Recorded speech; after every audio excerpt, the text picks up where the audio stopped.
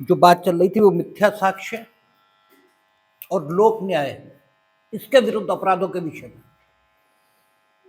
आप कंपटीशन के point of view से सोचेंगे तो सिर्फ 2-3 धाराएं इसमें इंपॉर्टेंट है। मिथ्या साक्ष्य देना, मिथ्या साक्ष्य गढ़ना, मिथ्या साक्ष्य देने के लिए दंड, और मिथ्या साक्ष्य गढ़ने के लिए दंड तो उसी में है। ये भी मेंस के हिसाब से इंपॉर्टेंट है, उसी में पूछा जाता है। और प्री के हिसाब से बहुत हद, कभी कभी जो अब 238 से पहले 201 कि अपराधी को वही दंड से प्रतिच्छादित करने के लिए साक्ष्य का विलोपन या मिथ्या सूचना देना, और या फिर आगे आएगा संश्रय देना, और आगे एक चीज और आएगी कि जो बलात्कृता है उसके नाम आदि का प्रकाशन, ये सारी चीजें आएंगी। तो 2-3-4 धाराएं हैं जो आपके हिसाब से पढ़ने योग्य है, लेकिन संपूर्णता का अपना ही आनंद है।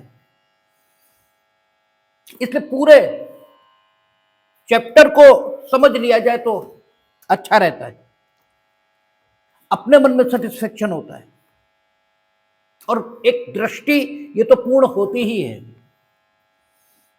जब तक दृष्टि पूर्ण नहीं होती तब तक आपको कुछ भी कानून में ठीक से समझ में आए ऐसी स्थिति नहीं होती। इसीलिए कॉन्स्टिट्यूशन पर जब भी बात चलती है तो आप ठीक से बात नहीं कर पाते, क्योंकि आपने तो पढ़ा ही क्या है कि कॉन्स्टिट्यूशन का नेचर वो क्या है, वो फेडरल है या यूनिलेटरल है, कैसा है। बस 2-4 चीजें उसमें पढ़ ली, बात खत्म हो गई। और इसीलिए जब भी कोई बात चलती है, चाहे वो एसआईआर से संबंधित हो या किसी भी चीज से संबंधित हो, तो आप राएं बाएं शाएं, ठीक है, इसकी बात करते हैं। कोई आपके मन में कोई कंक्रीट बात, कोई ठीक बात ये आती नहीं, क्योंकि कभी कॉन्स्टिट्यूशन पूरा पढ़ा ही नहीं, उसे पूरा देखा ही नहीं। तो फिर अगर बात चलती है directive principle of the state policy, fundamental right, fundamental duties, इनके बीच क्या रिलेशन है या इनके बीच किस प्रकार का संबंध ये देख रही है जुडिशरी, तो बात ही नहीं समझ में आती, न कुछ कर पाते हैं, क्योंकि उसको कभी पूरा नहीं पढ़ा। तो जब आप पूरा पढ़ते हैं तो उसका आनंद ही अलग है। इसीलिए मिथ्या साक्ष्य और लोक न्याय, इसके विरुद्ध अपराधों के विषय में, और केवल चैप्टर पढ़ लिया जाए, केवल चैप्टर का नाम देख लिया जाए तो धाराओं को याद करने में आसानी हो जाती है। केवल चैप्टर का नाम, 2 बातें, मिथ्या साक्ष्य और लोक न्याय, इसके विरुद्ध अपराधों के विषय में, और केवल इस नाम को ध्यान में रखा जाए और फिर बेयर याद करने की कोशिश की जाए तो बेयर ऑटोमेटिकली याद होता चला जाता है। सबसे पहले कहता मिथ्या साक्ष्य के विरुद्ध अपराधों के, क्योंकि उसका मिथ्या साक्ष्य और लोक न्याय के विरुद्ध अपराधों के विषय में, और लेजिस्लेचर एक एक चीज सोच कर रखती है। अगर उसने कहा मिथ्या साक्ष्य और लोक न्याय के विरुद्ध अपराधों के विषय में, मीनिंग देयर भाई चैप्टर में पहले मिथ्या साक्ष्य के विरुद्ध अपराधों के विषय में बताया गया होगा, फिर लोक न्याय के विरुद्ध अपराधों के विषय में बताया गया होगा। आपको व्यवस्था देखनी चाहिए। हम सुबह ब्रश कर रहे थे, ठीक है, एक पंडित जी बता रहे थे, ठीक है, ज्योतिष के वो विद्वान थे, और दत्तात्रेय, भगवान दत्तात्रेय के बारे में बता रहे थे। तो उन्होंने कहा भगवान दत्तात्रेय ने किसी से शिक्षा नहीं ली,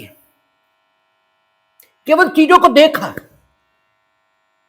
और उससे चीजें समझ में आ गई, ठीक है। वही जो हेराक्लिटस की दृष्टि है कि प्रकृति को देख रहे हैं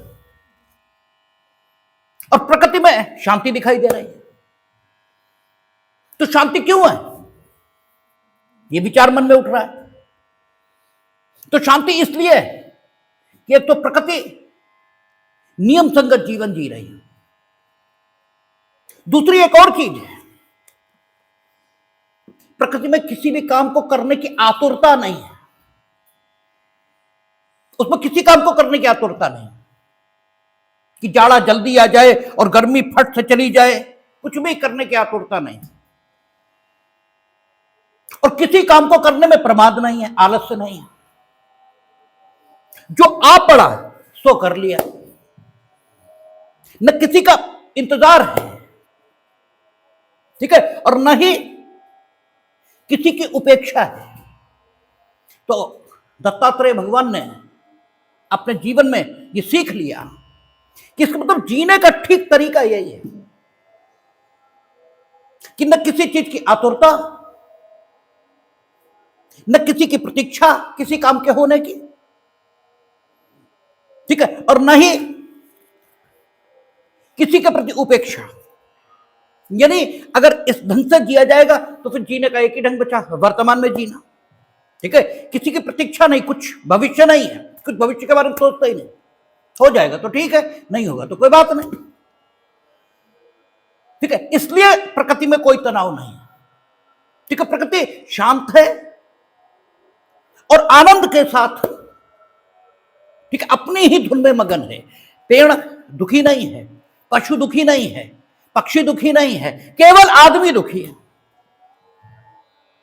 खाली आदमी दुखी है और कोई दुखी नहीं। पूरी दुनिया में जो दुखी है वो सिर्फ आदमी है, ठीक है, क्योंकि आदमी के पास ही जीवन की विभिन्न योजनाएं हैं, ठीक है, बाकी किसी के पास कोई जीवन की योजना नहीं। जो आ पड़ेगा सो कर लेंगे, ठीक है, बाकी किसी के होने की कुछ प्रतीक्षा नहीं। तो आप किसी भी चीज से पढ़ सकते हैं, समझ सकते हैं। तो आप लेजिस्लेचर के द्वारा जो कुछ अधिनियमित है उसे अगर ध्यान से देखेंगे तो बहुत सारी चीजें दिखाई देती हैं। जैसे ये कहीं लिखा थोड़ी था जब हमने भारतीय न्याय संहिता शुरू की थी, ये पूरी भारतीय न्याय संहिता में कहीं नहीं लिखा है कि जो इसके फ्रेमवर्क हैं ये अब जो ध्यान दे रहे हैं वो भारत के नागरिक पर दे रहे हैं, ठीक है, उन्हें स्वयं की सुरक्षा से बहुत मतलब नहीं है। इतने राज्य के विरुद्ध अपराध बाद में है, भारत के नागरिक के विरुद्ध अपराध पहले हैं, ठीक है, और भारतीय दंड संहिता वहां स्थिति उलट थी, ठीक है। तो ये कहीं लिखा थोड़ी है, ये तो देखेंगे और सोचेंगे तो दिखाई देगा, देखेंगे ही नहीं या सिर्फ तथ्य के तौर पर देखेंगे, मतलब बस देख लिया क्योंकि दिखाई पड़ता है, आपकी कोई इच्छा देखने की नहीं थी, अब दिखाई पड़ ही रहा तो तुम कर भी क्या लो भाई, वो तो दिखाई पड़ ही रहा है, तो दिखाई पड़ने के कारण देखा तो फिर कुछ नहीं होता। लेकिन अगर खुद को शामिल करके देखेंगे तो दिखेगा, ठीक है, खुद को बिना शामिल किए दिख रहा है इसलिए देखेंगे तो फिर जो दिख रहा है वही दिखेगा, यानी जो प्रकट है सिर्फ वही दिखेगा, जो अप्रकट है, जो प्रकट में अप्रकट है, ठीक है, वो नहीं दिखेगा, ठीक है।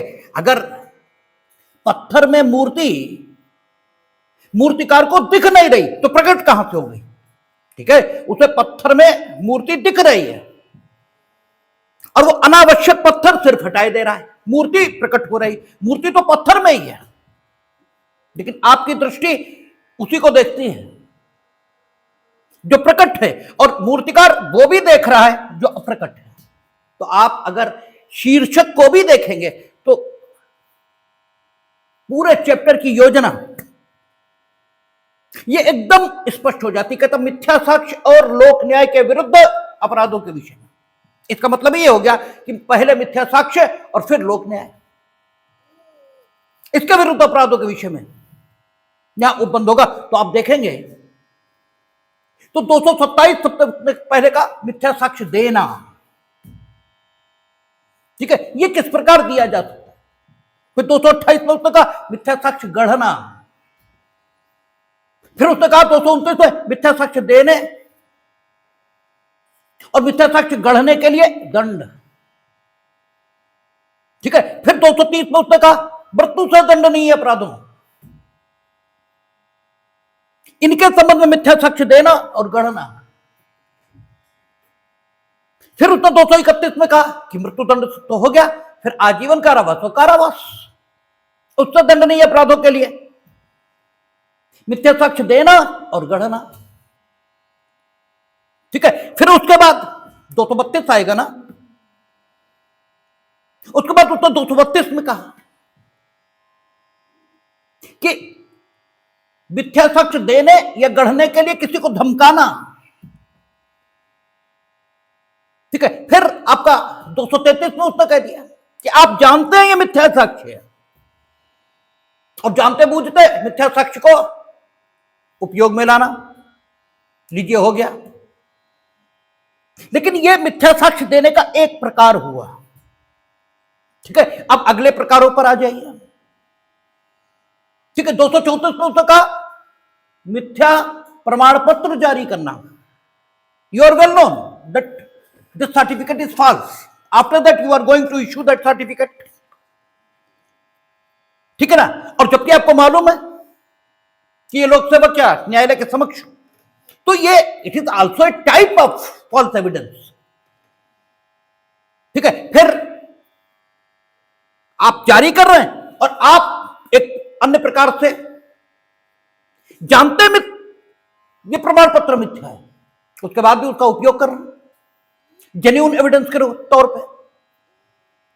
ठीक है, आपसे अपेक्षा क्या है? आपको प्रोफेशनल एथिक्स पढ़ाई जाती है और इस प्रोफेशनल एथिक्स का कई लोग पालन भी करते हैं कचहरी में, नाम नहीं लेंगे। लेकिन एक दिन एक वकील साहब बहस कर रहे थे, ठीक है, और हमारे साहब ने एकदम उनसे कहा कि ये लीजिए हम आप मेरी जगह आइए, आप मेरी जगह आ जाइए और बताइए कि क्या करें आपके एप्लीकेशन पे। उन्होंने फाइल बंद किया, बोले खारिज कर दीजिए हमारी एप्लीकेशन। ठीक है, तो लोग प्रोफेशनल एथिक्स का पालन करते हैं, उन्हें मालूम है मेरी खारिज होने योग्य है। अब वो इतनी ज्यादा बहस कर रहे थे कि साहब भी थोड़ा सुनते सुनते परेशान होने लगे, तो उन्होंने कहा कि आप मेरी जगह आ जाइए और अब बताइए कि क्या करें आपके एप्लीकेशन पे। तो उन्होंने कहा खारिज कर दीजिए और फाइल बंद की और चले गए। तो आपका प्रोफेशनल एथिक्स, ठीक है, आप मुकदमा लड़ रहे हैं, लेकिन जेन्युइन साक्ष्य दीजिए। मिथ्या प्रमाण पत्र ये आप देना, it is also a type of, ठीक है, लैंडिंग ऑफ फॉल्स एविडेंस, तो उसका नहीं। उसके बाद आप मिथ्या घोषणा कर रहे हैं। ठीक है, आप आबद्ध हैं सत्य घोषणा करने में, फिर भी मिथ्या घोषणा करना, और उसके बाद मिथ्या घोषणा को सच्चे के रूप में काम में ला रहे हैं। ठीक है, तो आपका 238 नहीं, 238 तो वो आ गया, उससे पहले मेरे ख्याल से 236 37 ये होगा। ठीक है, और 238 साक्ष्य का विलोपन आ गया। ठीक है, साक्ष्य का विलोपन या वैध दंड से प्रतिच्छादित करने के लिए मिथ्या इत्तला देना 238 हो गया। अब यहां से शुरू हो गया, ठीक है, मिथ्या साक्ष्य और लोक न्याय, इसको प्रभावित करना। अब विलोपन जहां से आपने शुरू किया, वहां से लोक न्याय के विरुद्ध अपराध शुरू कर दिया। अभी तक मिथ्या साक्ष्य के विरुद्ध चल रहा था, अब लोक न्याय के विरुद्ध चलने लगा, क्योंकि साक्ष्य का विलोपन यह आपने किया है। उसके बाद लोक न्याय यह अपेक्षित करता है कि if you are legally bound, ठीक है, तो आपको अपराध के संबंध में सूचना देनी चाहिए। और यहां फर्क क्या हो रहा कि वहां 176 77 की सूचना देना, वहां अपराध की सूचना नहीं है, वहां ऐसी कोई भी सूचना जिसे लोक सेवक को आपको देना चाहिए और आप विधि के द्वारा बाध्य हैं देने के लिए, वो टैक्स इवेशन की सूचना है। ठीक है, किसी भी ढंग की सूचना, बिजली चोरी की सूचना है, हालांकि बिजली चोरी भी अब तो अपराध है। ठीक है, तो यहां जो बात की गई वो अपराध की सूचना है और वहां किसी भी ढंग की। तो 239 में आप विधि द्वारा अपराध आबद्ध हैं कुछ निश्चित दशाओं में और आप फॉल्स सूचना दे रहे हैं, ठीक है। फिर आप, ठीक है, जानते बूझते शायद फॉल्स सूचना दे रहे हैं या ऐसा कुछ इसके बाद होगा। क्या है? नहीं वो अच्छा, ये विधि द्वारा आबद्ध और वो मिथ्या इत्तला देना, ठीक है, तो ये हो ही जाएगा। अब इसके बाद उसने क्या कहा था? उसने कहा कि आप अपने विरुद्ध डिग्री, ठीक है, होना सहन कर रहे हैं, यही तो है। इसके बाद अच्छा, उसके बाद कहता है हाँ ठीक है, साक्ष्य का विनष्ट करना, क्योंकि विलोपन के बाद विनष्ट होना भी चाहिए, है भी, ठीक है। आप निवारित करने के आशय से उसको विनष्ट करना है। और उसके बाद वाद या कार्यवाहियों में स्वीकृति संस्वीकृति या किसी पक्षकार का प्रतिरूपण ये करना है, ठीक है। और उसके बाद ये आता है कि संपत्ति को समर्पण से किए जाने में या निष्पादन में अभिग्रहित किए जाने से निवारित करने के लिए उसे कपटपूर्वक छिपाना या हटाना ये आप करोगे, ठीक है। मामले में दो पक्ष होते हैं, ये सेक्शन किस पर लगेगा? वादी पर, ठीक है। और ठीक है, वादी दोनों काम कर सकता है। एक तो ये कि अपनी संपत्ति कानूनी ढंग से ली जाने से बचाने के लिए वो हटा सकता है, छिपा सकता है। फिर एक तरीका यह भी है कि वो किसी अन्य के लिए वादी बन रहा है, किसी अन्य के लिए, और वो अन्य उसका मित्र है या वो उससे हितबद्ध है, उसके हित में वो हित रखता है, इसलिए उसकी संपत्ति न ली जा सके, ठीक है, न्यायालयीन कार्यवाहियों में। इसलिए उसकी संपत्ति के संबंध में जानता है कि उसी की है, और फिर भी कानून के समक्ष दावा कर रहा है कि ये मेरी है, ताकि न्यायालयीन कार्यवाहियां विलंबित हो। क्योंकि अगर ये सिद्ध रहे कि उसी की है,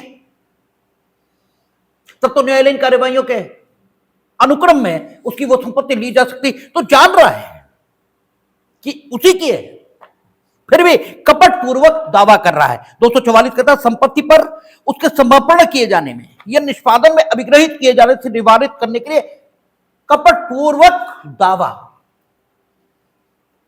ठीक है। यहां अपनी संपत्ति नहीं बचा रहा, पिछले सेक्शन में अपनी बचा रहा था, अब अपने मित्रों रिश्तेदारों उनकी बचा रहा है। और बचाने का ढंग क्या है? कपटपूर्वक दावा। जानता है मेरी नहीं है, ठीक है, लेकिन फिर भी कपटपूर्वक दावा सिर्फ इसीलिए कर रहे हैं ताकि ली ना जा सके। दावा सफल भी हो सकता है, ठीक है, दावा असफल भी हो सकता है, लेकिन आपने दावा किया तो आप दंड के पात्र हैं। सफल भी हो जाएगा तब भी अगर इस सेक्शन में अभियोजन शुरू हो गया, ठीक है, इसका मतलब ही आपकी पोल तो खुल ही चुकी है, ठीक है ना। तो उस दावे का फेट क्या होगा इससे लेना देना नहीं, आपका काम पूरा हो चुका जैसे ही आपने दावा दायर किया। उसके बाद 245 यहां पर बात होनी थी, जो बात छूटी थी वो यहां कहता ऐसी राशि के लिए जो शोध न हो कपट पूर्वक डिग्री होने देना सहन करना, ठीक है। कहता है जो कोई किसी व्यक्ति के वाद में ऐसी राशि के लिए जो ऐसे व्यक्ति को शोध न हो, यह शोध राशि से अधिक हो या किसी ऐसी संपत्ति या संपत्ति में के हित के लिए जिसका ऐसा व्यक्ति हकदार न हो, अपने विरुद्ध कोई डिग्री या आदेश कपट पूर्वक पारित करवाएगा। कपटपूर्वक इसका मतलब ही धोखा देने का आशय।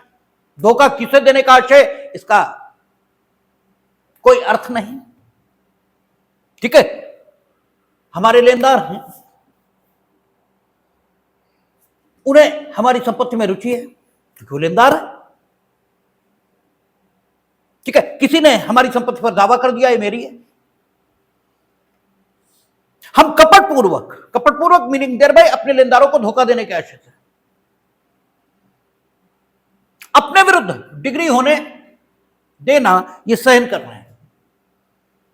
डिग्री होने देना सहन करने के लिए प्रक्रिया क्या होगी न्यायालय में, उचित प्रतिरक्षा, ये हम कर ही नहीं रहे।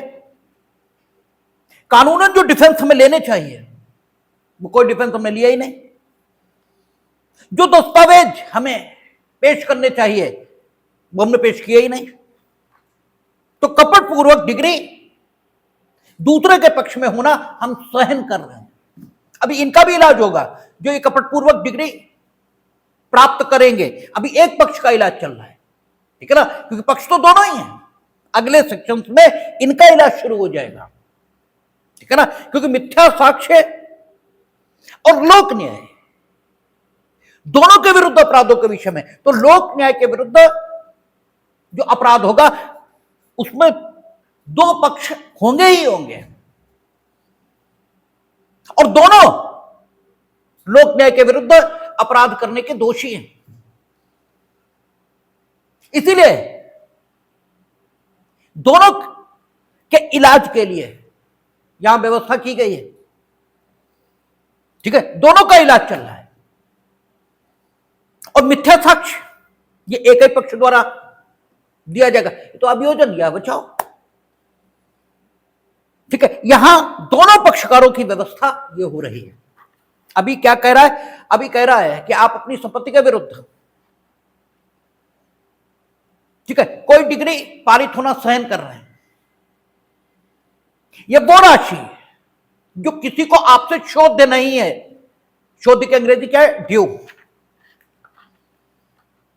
जो आपसे किसी को ड्यू नहीं है, यानी आपसे किसी को लेनी नहीं है, या जितनी लेनी है उससे ज्यादा राशि के लिए आप कपटपूर्वक डिग्री होने देना सहन कर रहे हैं। और कपटपूर्वक शब्द जैसे ही आया, इससे एक बात क्लियर हो गई कि वो कोई हो, लेकिन कोई है, वो कोई हो लेकिन कोई तो है जिसे आप धोखा दे रहे हो। काहे से, इस डिग्री होने देना सहन करके कोई तो है जिसे आप धोखा या तो दे रहे हो या देने का प्रयास कर रहे हो, तभी कपटपूर्वक होगा, अन्यथा कपटपूर्वक होगा ही नहीं। या तो दे रहे हो या देने का प्रयत्न कर रहे हो। हमने आपको कपटपूर्वक और बेईमानी से जब इन्हें बताया था तो हमने कहा था इसमें प्रयत्न और कार्य दोनों एक बराबर माने जाते हैं। आप धोखा देने का प्रयास करोगे तो भी कहा जाएगा आपने कपटपूर्वक काम किया, वो धोखे में नहीं पड़ा, ये उसकी बुद्धिमत्ता है, ठीक है, आपको इसका लाभ नहीं मिलेगा। और आपने कपटपूर्वक प्रयत्न किया और धोखे में पड़ा तो भी आप कपटपूर्वक ही काम कर रहे थे। आपकी कल्पेबिलिटी, आपकी दोषिता, इसमें कोई फर्क नहीं आता, ठीक है, वो उतनी ही बनी रहती है। तो कहता कपटपूर्वक अपने विरुद्ध डिग्री होने देना सहन करेगा, ठीक है, अपने विरुद्ध ऐसी धनराशि जो उससे शोधी नहीं है, किसी के द्वारा उस धनराशि के संबंध में अपने विरुद्ध डिग्री होने देना सहन करेगा। यह जितनी शोध है उससे अधिक, और क्योंकि कपटपूर्वक सहन करेगा तो इसमें विवक्षित है कि इस प्रकार डिग्री के होने से या इस प्रकार धनराशि के वसूले जाने से कोई तो है जितना नुकसान हो रहा है। और चूंकि नुकसान हो रहा है इसलिए यह तो माना ही जाएगा कि आप अपराध कर रहे हो। और चूंकि यह अपराध आप सम्यक न्याय प्रशासन, ठीक है, इसके विरुद्ध कर रहे हो, अर्थात आपके इस कृत्य से सम्यक न्याय प्रशासन में बाधा यह उत्पन्न होनी तय है। इसलिए माना जाएगा कि आपका यह अपराध लोक न्याय के विरुद्ध है। न्याय के कई रूप हैं, एक इंडिविजुअल जस्टिस है, एक वैयक्तिक न्याय, आपके साथ न्याय होना चाहिए। दूसरा, लोक न्याय, समाज के साथ न्याय होना चाहिए। ठीक है, तो लोक न्याय, ये तो आप लोक न्याय को प्रभावित करने की कोशिश कर रहे हो। ठीक है, तो ऐसी दशा में आपको कहता है डिग्री आदेश कपट पूर्वक पारित करवाएगा, यह पारित किया जाना सहन करेगा। या तो आप खुद ही पारित करवा रहे हो या पारित होना सहन कर रहे हो, अथवा ऐसी किसी डिग्री या आदेश को उसको तुष्ट कर दिए जाने के पश्चात या किसी ऐसी बात के लिए जिसके विषय में उस डिग्री आदेश की तुष्टि कर दी गई हो, अपने विरुद्ध कपट पूर्वक निष्पादित करवाएगा या किया जाना सहन करेगा। वो दोनों में से किसी बात के कारावास से जिसकी अवधि 2 वर्ष तक की हो सकेगी या जुर्माने से, दोनों दंडित किया जाएगा। ठीक है, कपट पूर्वक डिग्री करवाएगा या किया जाना सहन करेगा। अधिक धनराशि के लिए डिग्री पारित करवाएगा, ये पारित होना सहन करेगा। या धनराशि ड्यू न होते हुए भी धनराशि के लिए डिग्री पारित करेगा, करवाएगा या किया जाना सहन करेगा। या फिर कोई डिग्री जो पहले ही पारित हो चुकी है या कोई आदेश जो पहले ही हो चुका है और जिसकी संतुष्टि भी की जा चुकी है, जिसकी संतुष्टि भी हो गई। ठीक है, डिग्री का निष्पादन करने वाले न्यायालय कई हैं। ठीक है, और निष्पादन योग्य जो आदेश न्यायालयों द्वारा दिए जाते हैं उनका निष्पादन कराने की अधिकारिता भी कई न्यायालयों में है। जब हम लोग सीपीसी देखेंगे तो डिग्री का निष्पादन, ठीक है, वो न्यायालय भी करा सकता है जिसमें प्रथम बार मुकदमा संस्थित किया गया था। और फिर अगर प्रथम बार का न्यायालय विद्यमान नहीं रह गया तो फिर अन्य न्यायालयों को भी डिग्री के निष्पादन की अधिकारिता आती है। अब एक न्यायालय ने डिग्री का निष्पादन किया था, दूसरा न्यायालय वो भी डिग्री का निष्पादन करने में सक्षम है। अब तुम डिग्री पारित कराने की झंझट में नहीं पड़े। वो डिग्री जो पहले ही एग्जीक्यूट हो चुकी है उसी को कपट पूर्वक अपने विरुद्ध दोबारा तुम निष्पादित कराने लगे। ठीक है, उस डिग्री का जो डिग्रीदार है, ठीक है, वो तुम मिल गए। ठीक है, उस डिग्री का डिग्रीदार, और डिग्री तुष्ट हुई या नहीं हुई ये सर्वाधिक अच्छे तरीके से किसे पता होगा? डिग्रीदार और निर्णय निर्णय को, उन्हीं को तो मालूम होगा। डिग्री पहले ही तुष्ट हो चुकी है, लेकिन किसी अन्य को धोखा देने के लिए डिग्रीदार और निर्णय निर्णय दोनों फिर मिल गए।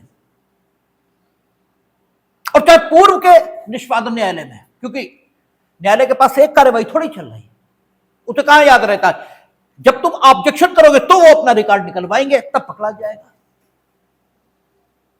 ठीक है, उसी न्यायालय में, या अगर डिग्री के निष्पादन की अधिकारिता किसी अन्य न्यायालय को भी है सीपीसी के मुताबिक, तो उस न्यायालय में पुनः उसी डिग्री या आदेश के निष्पादन के लिए आवेदन आपने कर दिया।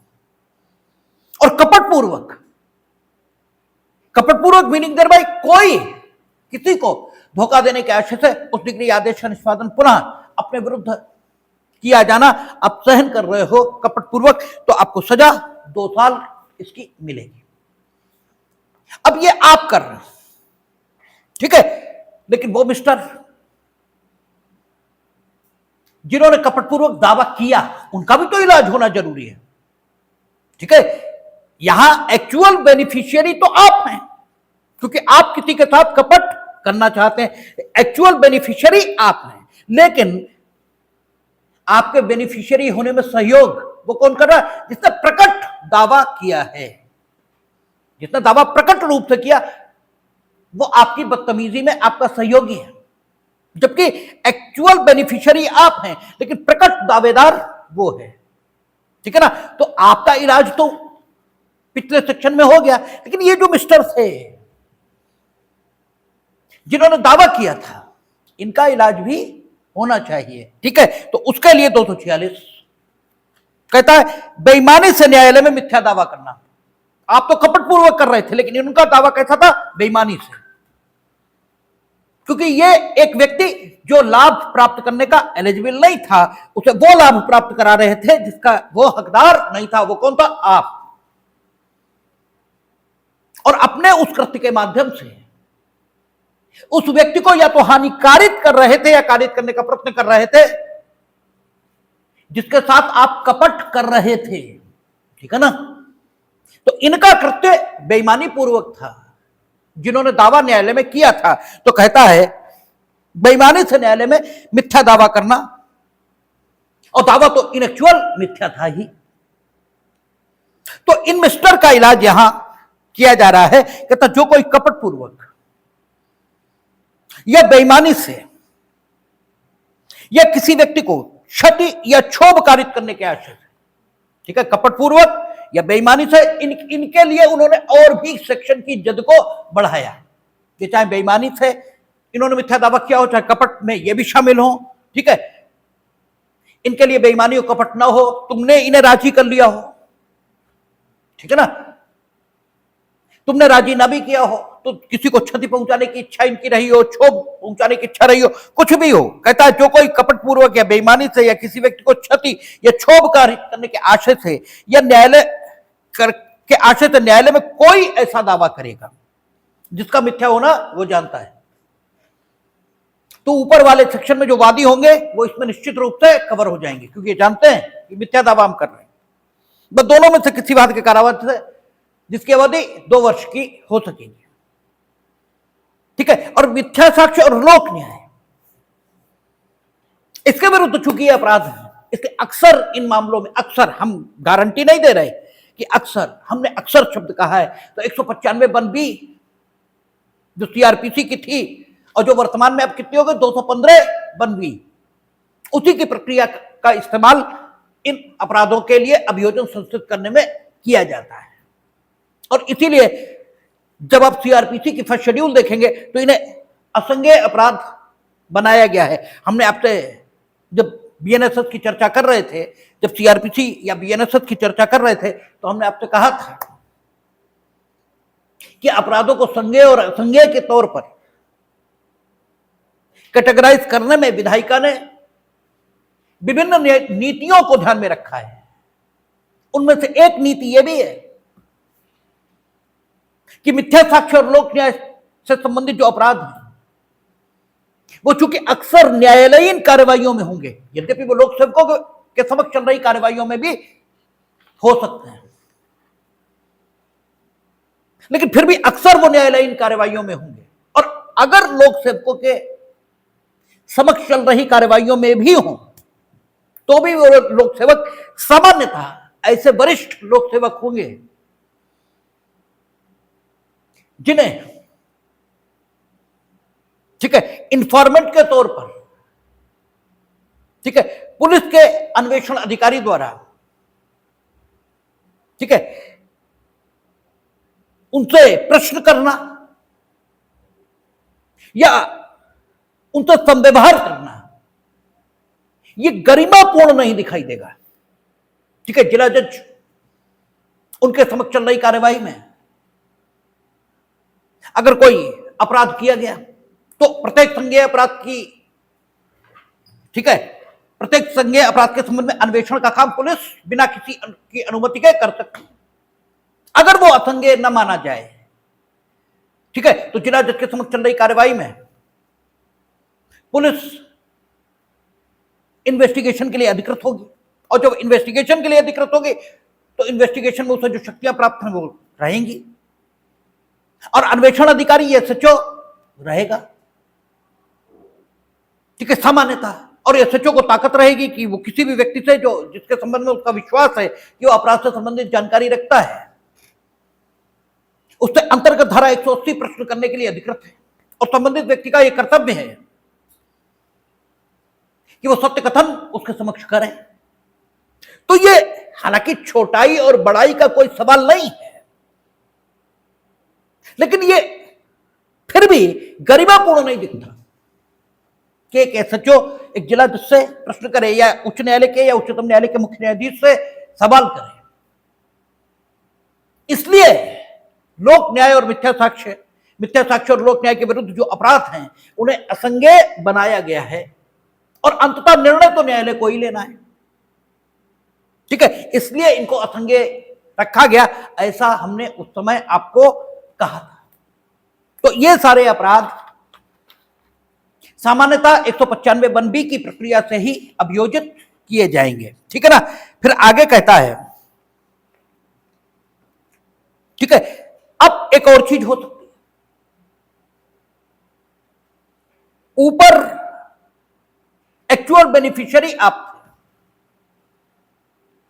आपने उस व्यक्ति के कपटपूर्ण दावे में अपने विरुद्ध डिग्री होना सहन करके, ठीक है, कपटपूर्वक सहन करके खुद को लाभान्वित किया है और किसी को नुकसान पहुंचाया है, ठीक है। तो एक्चुअल बेनिफिशियरी तो आप थे और वो मिस्टर, ठीक है, उन्होंने वो दावा किया था, ठीक है। वो मिस्टर जिन्होंने वो दावा किया था, उनके साथ दो स्थितियां हो सकती हैं। उन्होंने दावा किया और पकड़ गए, उनकी किस्मत खराब थी, उन्होंने दावा किया और डर गए, पता लग गया कपटपूर्ण दावा तुम कर रहे हो, ठीक है। तो डिग्री होने देना तो तुमने सहन किया ऐसा कहा ही नहीं जा सकता, ठीक है,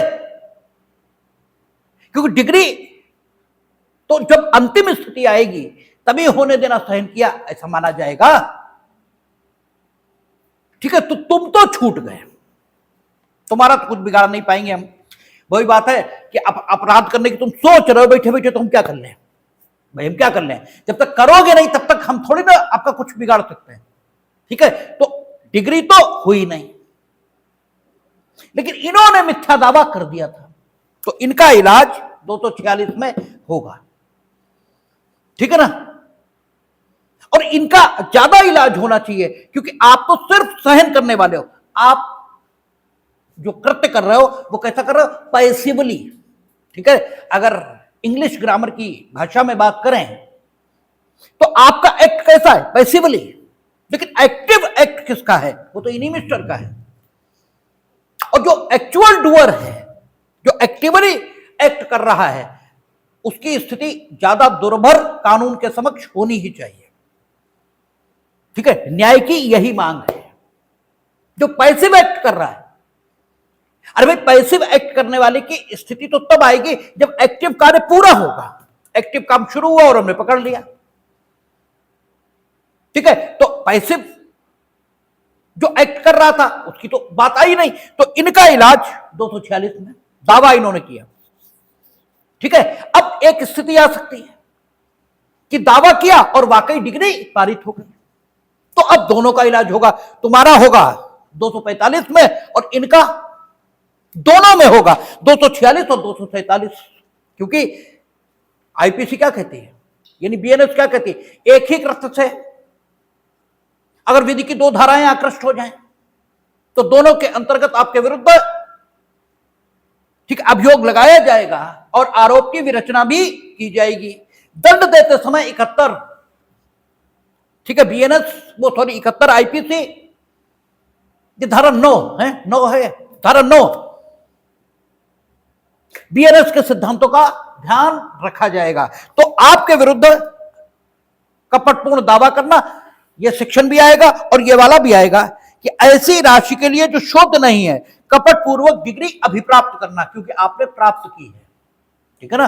आपके लिए दोनों सेक्शन फिर आएंगे। कहता है जो कोई किसी व्यक्ति के विरुद्ध ऐसी राशि के लिए जो शोध न हो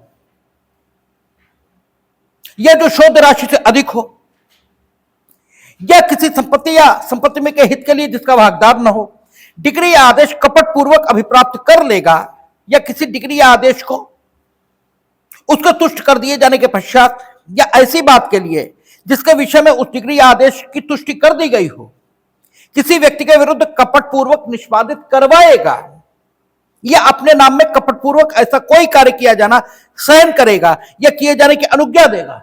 यानी तुमने खुद नहीं की लेकिन पावर ऑफ अटॉर्नी से करवा ली, ठीक है ना, तो होगी तो आपके ही नाम से, ठीक है। तो करवाया जाना, किया जाना सहन करेगा या किए जाने की अनुज्ञा देगा, वह दोनों में से किसी बात की कारावास की अवधि 2 वर्ष तक की हो सकेगी, ठीक है। तो यह व्यक्ति जो कपटपूर्ण दावा कर रहा है, ये दो स्थितियां धारित कर सकता है। इसने दावा किया और पकड़ गया तो ऊपर वाला, तब नीचे वाला सेक्शन आएगा ही नहीं।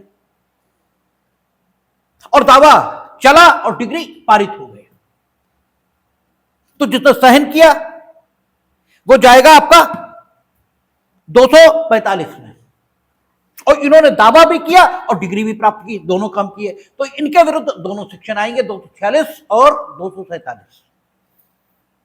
ठीक है, ये सब लोक न्याय के विरुद्ध अपराध है। अब कहता 248, क्षति करने के आशय से अपराध का मिथ्या आरोप, और इसे देखने से पहले एक बार 182 जो पूर्व की थी, ठीक है, उसे देखना ठीक होगा। जो अब कितनी हो गई, 217 है। ठीक है, 217 जो पूर्व की 182 आईपीसी है, उसे देखना ठीक होगा। क्या कहता है, जो कोई किसी लोक सेवक को कोई ऐसी इत्तिला जिसके मिथ्या होने का उसे ज्ञान या विश्वास है, इस आशय से देगा कि वह उस लोक सेवक को प्रेरित करे, या वह संभाव्य जानते हुए देगा कि वह उसको तद्द्वारा प्रेरित करेगा कि वह लोक सेवक कोई ऐसी बात करे या करने का लोभ करे जिसे वह लोक सेवक, यदि उसे उस संबंध में जिसके बारे में उसे इत्तिला दी गई है, तथ्यों की सही स्थिति का पता होता तो न करता, या करने का लोभ न करता, अथवा ऐसे लोक सेवक की विधिपूर्ण शक्ति का उपयोग करे जिस उपयोग से किसी व्यक्ति को क्षति या क्षोभ हो। वह दोनों में से किसी बात के कारावास है, यानी कोई इत्तिला, 217 या 182 किसी इत्तिला की बात करती है, कोई इत्तिला, ठीक है, जिसके सच होने का आपका विश्वास नहीं है, और आप लोक सेवक को इस आशय से दे रहे हो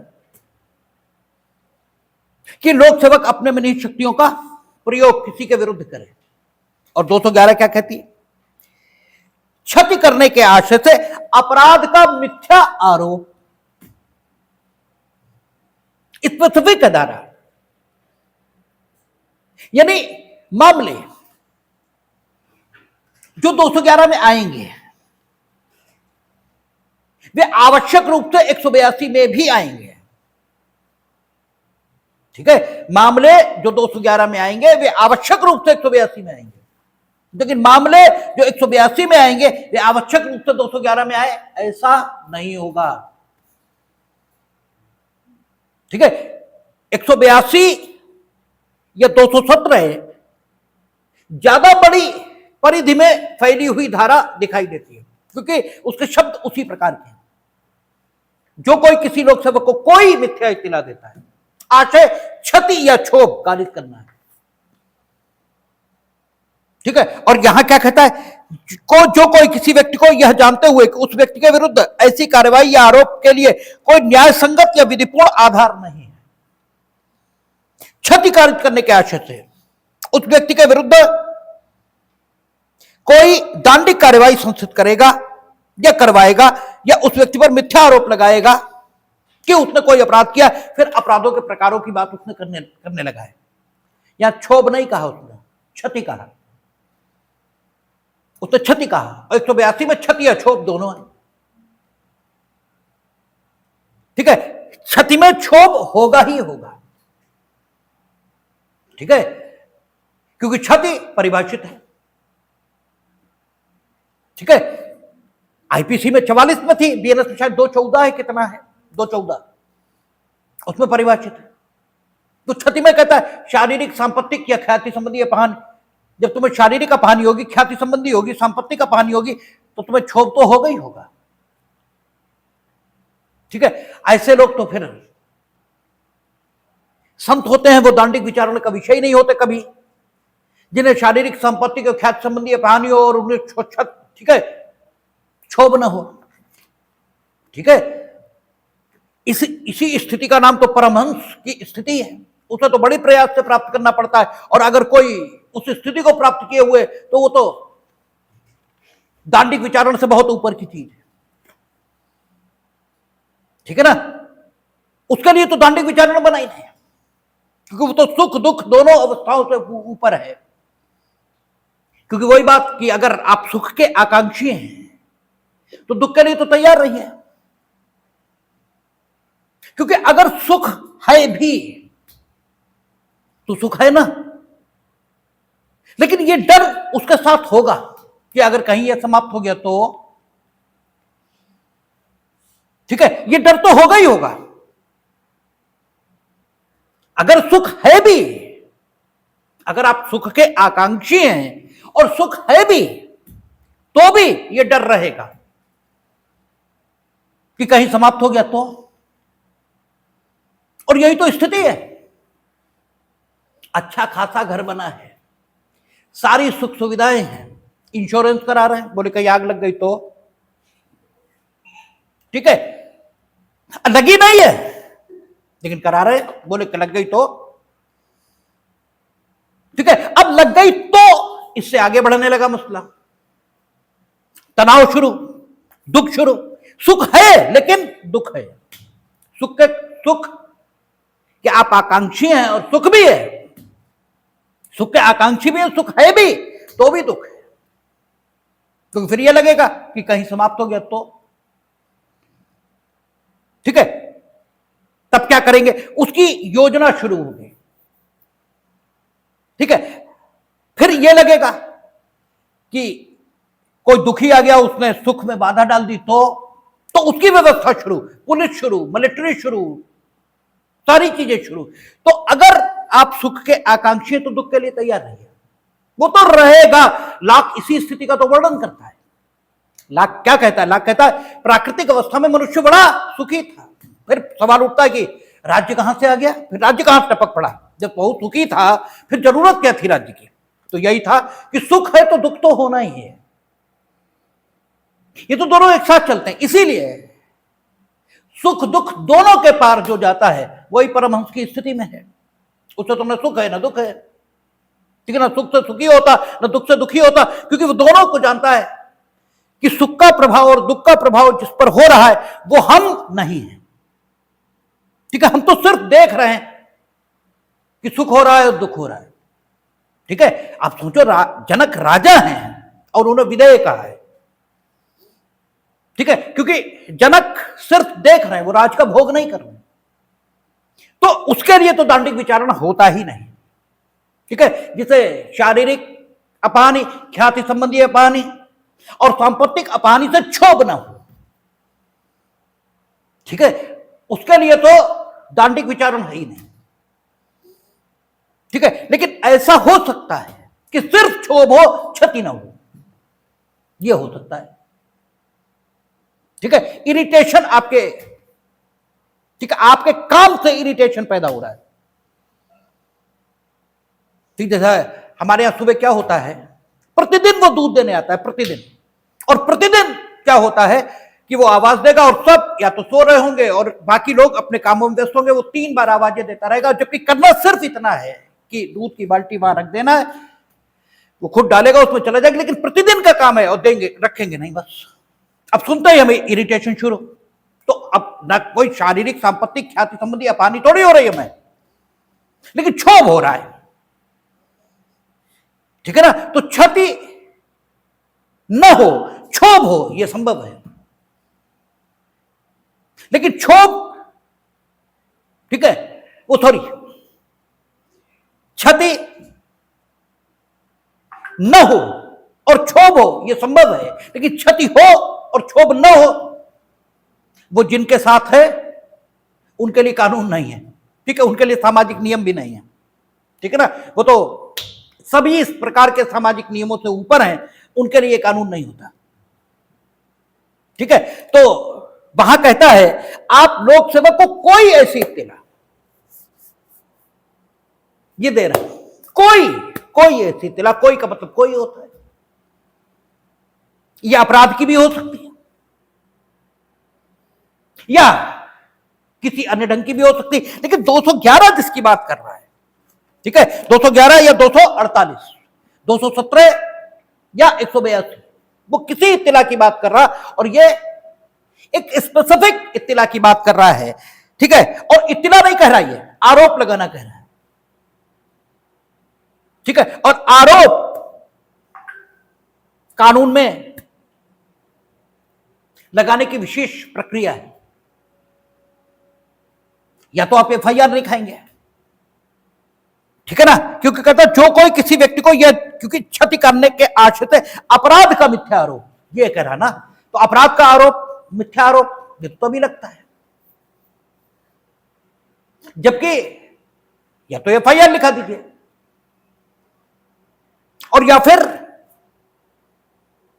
क्या करिए, परिवाद यह प्रस्तुत कर दीजिए। लेकिन वहां भी एक दिक्कत है, कहता है क्षति कारित करने के आशय से अपराध का मिथ्या आरोप, और चूंकि दंड की बात हम कर रहे हैं, तो हमने आपसे बार बार कहा कि जब दंड के संबंध में चर्चा चलेगी, तो जिस कृत्य के लिए दंड निर्धारित है, उस कृत्य के एक एक संगठक को संतुष्ट करना होगा। ठीक है, वो कृत्य जितने प्रकार के घटकों से मिलकर बनता है, उनमें से एक घटक की भी कमी नहीं चाहिए, क्योंकि दांडिक विधि का कठोर अर्थान्वयन किया जाएगा, और दांडिक विधि का कठोर अर्थान्वयन होना भी चाहिए। क्योंकि हमने आपसे कई बार चर्चा की कि जब घर में भी किसी से कोई गलती होती है, तो डांटने फटकारने तक तो ठीक है, थोड़ा कम जांच की जाती है कि उसका दोष है या नहीं। लेकिन अगर पीटना है, तो फिर अगर थोड़ी सी भी गुंजाइश है, तो कहते हैं भाई नहीं हो सकता, भाई ना किया हो, ऐसे नहीं करना चाहिए। ठीक है, तो ये तो सामान्य बुद्धि का विषय है। तो चूंकि हम किसी व्यक्ति को दंड देने जा रहे हैं, तो एक एक घटक पूरा होना चाहिए। कहता है क्षति करने के आशय से अपराध का आरोप, तो आरोप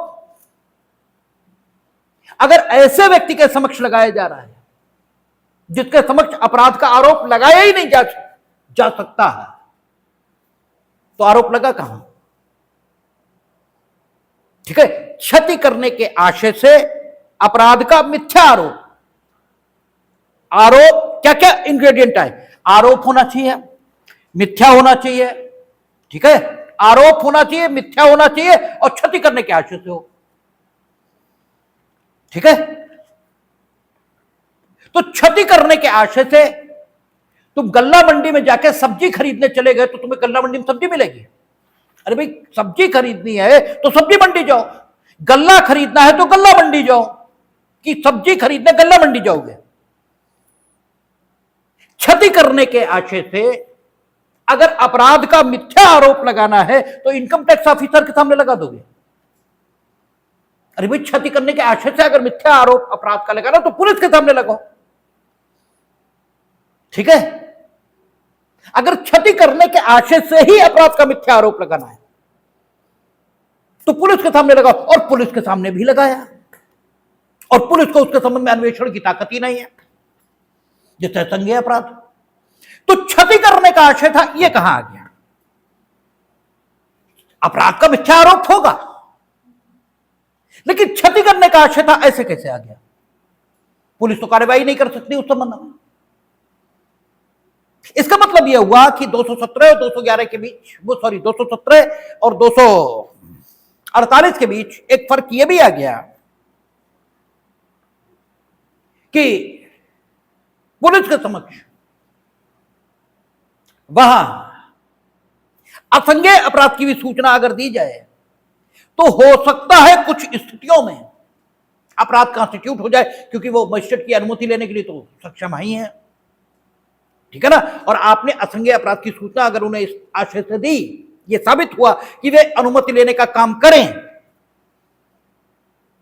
ठीक है, तो हो सकता है मामला 217 में आ भी जाए। ठीक है, लेकिन 248 में किसी सूरत नहीं आने वाला, क्योंकि यहां कहता है क्षति करने के आशय से अपराध का मिथ्या आरोप। ठीक है, और सेक्शन को पढ़ेंगे आगे, तो कहता जो कोई किसी व्यक्ति को यह जानते हुए कि उस व्यक्ति के विरुद्ध ऐसी कार्रवाई या आरोप के लिए कोई न्याय संगत या विधिपूर्ण आधार नहीं है। ठीक है, किसी कार्रवाई के लिए कोई न्याय संगत या विधिपूर्ण आधार है, यह कब कहा जाता है? जब आप किसी कार्रवाई को संस्थित करना चाहते हैं, ठीक है, और उस कार्रवाई को संस्थित जिन परिस्थितियों में किया जाना चाहिए, ठीक है, उस प्रकार की कार्रवाई को जिन परिस्थितियों में संस्थित किया जाना चाहिए, उन परिस्थितियों के अस्तित्व के संबंध में आप सद्भाव पूर्वक विश्वास करते हैं, तब यह माना जाएगा कि यदि आपने उस कार्रवाई को संस्थित किया है तो आपने कार्रवाई को न्याय संगत और उचित आधारों पर संस्थित किया है। ठीक है, आपने किसी के विरुद्ध चोरी की रपट लिखा दी, तो चोरी की रपट आपको किसी के विरुद्ध किन परिस्थितियों में लिखानी चाहिए? जबकि आपको इस परिस्थिति के अस्तित्व में होने का सद्भाव पूर्वक विश्वास हो कि उसी ने चोरी की है, भले ही बाद में आपका ये सद्भाव पूर्वक किया गया विश्वास झूठ निकले। ठीक है, लेकिन सद्भाव पूर्वक आपको यह विश्वास होना चाहिए कि यह परिस्थिति अस्तित्व में है कि इसने चोरी की है।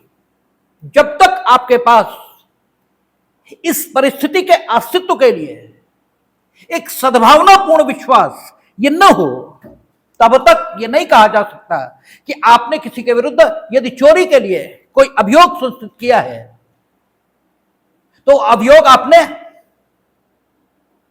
सद्भाव पूर्वक और उचित आधारों पर संस्थित किया है, ये कहा ही नहीं जा सकता। और अगर आपने वैसी परिस्थितियों के अस्तित्व में होने का सद्भाव पूर्वक विश्वास करते हुए किसी व्यक्ति के विरुद्ध कोई अभियोग संस्थित किया है तो आपने ईमानदारी से उचित आधारों पर वो अभियोग संस्थित किया है, और भले ही अब वो अभियोग झूठा भी पाया जाए फिर भी आपके विरुद्ध न तो अपकृत्य विधि में विद्वेषपूर्ण अभियोजन की कार्रवाई सफल होगी, और ना ही आप 248 या 211 के दोषी हो सकते हैं, और ना ही आप 217 के दोषी हो सकते हैं। ठीक है, किसी के दोषी नहीं हो सकते, भले ही सब कुछ झूठा पाया गया, लेकिन उन परिस्थितियों के अस्तित्व में होने का आप सद्भाव पूर्वक विश्वास करते थे जिन परिस्थितियों के अस्तित्व में होने पर वो कार्रवाई संस्थित होनी चाहिए थी। इसी के लिए तो विचारण बनाया गया है, इसी के लिए तो कहा गया है कि भाई ठीक है, दोनों की बात सुनी जाएगी और एक निष्पक्ष व्यक्ति फैसला करेगा, इसी के लिए तो विचारण की कार्रवाई। लेकिन वो परिस्थितियों के अस्तित्व पर आपको कोई विश्वास नहीं था जिन परिस्थितियों के अस्तित्व में होने की बात आपके मन में आवश्यक तौर पर होनी चाहिए अभियोग को संस्थित करने के लिए, और फिर भी आप अभियोग संस्थित कर रहे हैं। ठीक है, और वो भी जानते हुए कि मिथ्या, ठीक है, मिथ्या आरोप लगा रहे हैं, और एकमात्र आशय मिथ्या आरोप ही नहीं लगा रहे, उसे क्षति करने का आशय ये भी विद्यमान है। तब तो यह मामला अपकृत्य और अपराध दोनों में आ गया, और क्षति करने का आशय न हो। ठीक है, भले ही अभियोग संस्थित किया है तो विद्वेषपूर्ण अभियोजन ठीक है वहां बनेगा, अगर क्षति करने का आशय भी है और तो विद्वेषपूर्ण अभियोजन तो तब भी बनेगा, लेकिन तब क्षतिपूर्ति की मात्रा बढ़ जाएगी, प्रतिकर की मात्रा बढ़ जाएगी, क्योंकि हम लोग अपकृत्य में देखते हैं ना कि क्षतिपूर्ति की रकम पर जो चीजें प्रभाव डालती हैं वे भी सुसंगत हैं। ठीक है, तो यहां कहता है जो कोई किसी व्यक्ति को यह जानते हुए कि उस व्यक्ति के विरुद्ध ऐसी कार्रवाई या आरोप के लिए कोई न्याय संगत या विधिपूर्ण आधार नहीं है, इसका मतलब आप ये खूब जानते हैं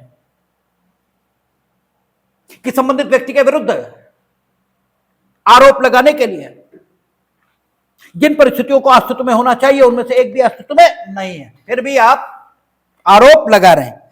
ठीक है, और काहे के लिए? क्षति करने के आशय से उस व्यक्ति के विरुद्ध कोई दांडिक कार्यवाही संस्थित करेगा या करवाएगा, या उस व्यक्ति पर मिथ्या आरोप लगाएगा कि उसने अपराध किया है।